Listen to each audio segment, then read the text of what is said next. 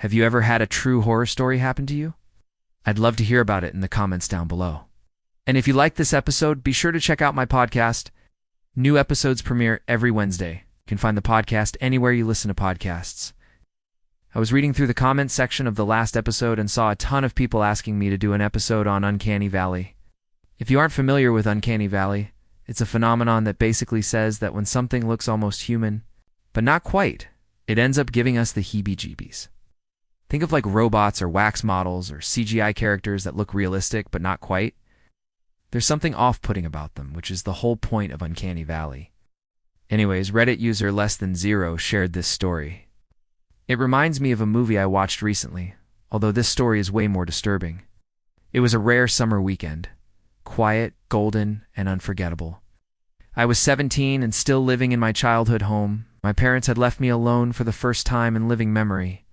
Just for a few days, it was so unlike them. People who were always around, always watching, always organizing. In all my years in that house, they had never once taken a trip without me. So naturally, I saw the opportunity for what it was, a gift. I invited MJ over, my girlfriend at the time. She was this whirlwind of charm and chaos, never quite predictable but always electric. She had this mischievous glint in her eye that told me I was in for something wild before she even said a word. When she caught sight of our backyard pool, lit from within like a glowing jewel under the night sky, her grin spread wide. "We should skinny dip," she said, as casually as someone suggesting a walk in the park. I balked. "My neighbors could see us." "They're asleep," she whispered. "Besides, when's the next time you'll have the house to yourself?" Her logic was flawless. I caved. Moments later, we slipped into the warm water, giggling like children but moving like co-conspirators. It was freedom, rebellion, and romance rolled into one. The moon high above, the water soft against our skin. Through the large bay windows, we could see into the living room. Bright and still, our little slice of home glowing warmly behind us. But then something changed. MJ was talking something about our future, I think. I don't remember exactly. I wasn't listening. My eyes had drifted to the windows where a shadow slid silently across the far wall of the living room. I froze. It moved with deliberate slowness. Not wind. Not a trick of the light. A person. I sighed. I didn't scream. I didn't panic. I leaned close to MJ and whispered, "We need to get out quietly." She must have seen something in my face, because she didn't argue. I let her out of the pool and told her to hide in the pool house, turn off the lights and stay silent. Then I grabbed a kitchen knife and walked inside. Every nerve in my body was screaming, but I kept my breathing steady.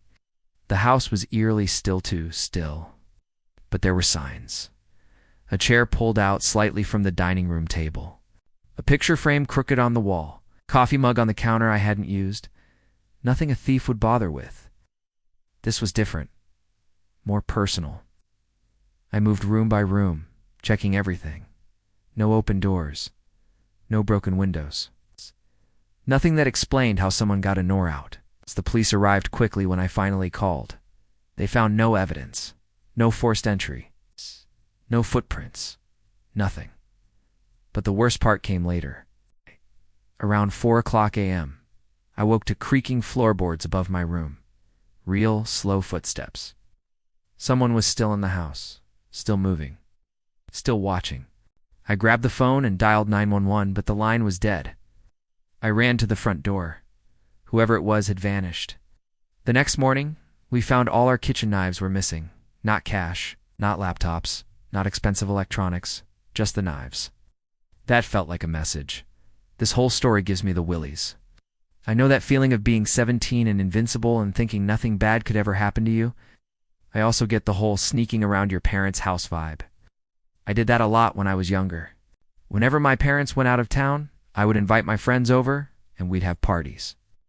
One time my dad forgot his wallet, so I had to go to his car and grab it for him. He left the keys in the ignition. So I thought it'd be funny to start his car up and roll it down the driveway. Well, turns out I didn't put it in park, and the car started rolling down the hill. Long story short, my dad ended up crashing his own car. Whoops, that's beside the point though. Op, if you're watching this, please change your locks and maybe install some cameras. You never know. That's creepy as hell. And you'd think that when OP called the cops, they would have found fingerprints or something. Anything. But the fact that they found nothing means that this person has probably done this kind of thing before. I just want to say that if you are going to trespass and break into someone's home, don't steal their knives. Knives are the most unsatisfying things to steal. You know, you could take a crow skull or a sword or a battle axe, I don't know, but knives, come on, that's just ridiculous. It's like stealing silverware. And honestly, it's pretty dangerous too. Imagine you're the owner of the house and you come home and you see that all of your knives are gone, and you assume that the thief took them because they worth money. So you take the garbage out, and as you're walking past the window, you see the ghost of your future self standing right outside looking in, holding a big-ass meat cleaver. You'd hope that would scare the crap out of you. But I imagine it's even worse to see the ghost of your past self, especially if it's you as a child. It's the ultimate existential crisis. Next Reddit post is from Venom Apple. So here goes. I am a 20-year-old female. My mother and I went to see a medium to try and contact my father who died 4 years ago. My mom was skeptical, but she said that it would be nice to hear his voice again. Ow. We found a local medium online and booked a session. I didn't have high hopes, but I figured, what did we have to lose?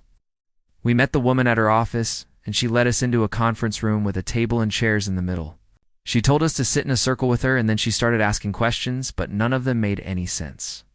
She asked if my dad liked eggs, to which my mom responded, yes, he loved eggs. Good, the woman said. He says he wants to tell you something about eggs. At that point, I was completely confused, but my mom seemed hopeful. The medium continued, he wants you to know that you need to stop eating scrambled eggs. My mom and I looked at each other and burst out laughing. My mom told me later that she was trying to hold back so she didn't ruin the mood, but that was impossible. We thanked the woman for her help and we left. Afterwards, I told my mom that I didn't believe that that was my dad. She agreed. We both laughed about the session on the drive home. I told her that if that was really my dad, he wouldn't have picked such a weird thing to tell me. The end. That's pretty funny. And I feel like that's actually what happens sometimes when you talk to mediums. It's random stuff that doesn't make any sense. Sometimes it's spot on, but usually it's just made up nonsense. For example, when my grandpa passed away, my grandma went to see a medium, and she told my grandma that her and my grandpa were going to move to Florida. Now, my grandpa loved Florida, but my grandma couldn't stand the heat. She told the medium that, but the medium just ignored that fact and said, oh, you're going to move to Florida. Then you're going to live in a condo right by the beach, and you'll have a cat named Mittens. My grandma laughed and was like, okay, well, yeah, I guess that makes sense. I don't know why she said yes. She probably just wanted to go along with it. But... Anyways, about a year later, my grandmother moved to Florida and adopted a cat named Mittens. Coincidence? Maybe, I'm not sure. I personally am a bit skeptical about these things, but if you've talked to a psychic or a medium and they predicted something spooky that happened in your future, let me know in the comments down below. Anyways, that is all for the video today. If you enjoyed it, please hit the thumbs up button and subscribe. I'd really appreciate it. Also, be sure to leave a comment. You never know. You might hear from me. Thanks again for watching. Bye.